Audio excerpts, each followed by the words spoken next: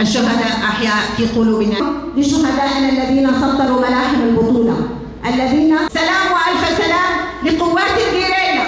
المرابطة على جبال كردستان، سلام وألف سلام للقائد المناضل. فاليوم ننحني ونحيي ذكرى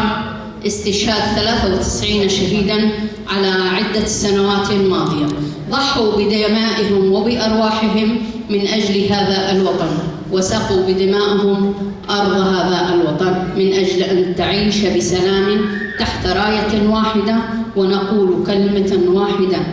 إننا لن نستسلم لأي غزو كان، وإننا صامدون ندافع عن هذا الوطن سائرون على خطى شهدائنا لتعيش أرواحهم بسلام. أمنوت أسي حفاظي بيرتينين بجناخه بد مالباتي وان دطاوينين دجبو دولتا داكر دولتا تركيده دسالا داويده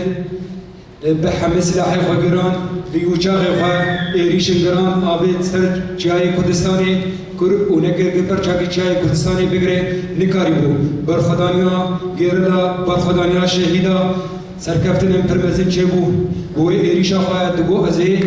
هكا كيتنا بكم بس اما برسفن بر عشداي وقال لك هوالي ما فرمانداري ما يمزن باشوري كردستاني بإخانات دامالا برزاني دريا كشفي تركاره شهيد كتن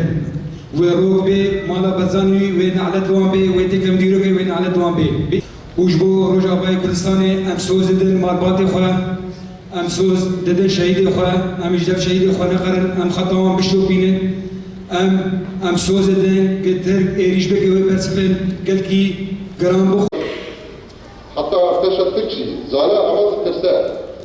قابل داني سياسي دوالة كاربي. التجربة كانت معدومة بجانب الإمكانات المحدودة، وكل الأنصار حينها كانوا طلاب جامعيون لم يروا جبال كردستان بأعينهم. 14 من تموز للدعاية المسلحة في كردستان قام بتحضير المجموعات استعدادا لدخولها إلى جبال كردستان.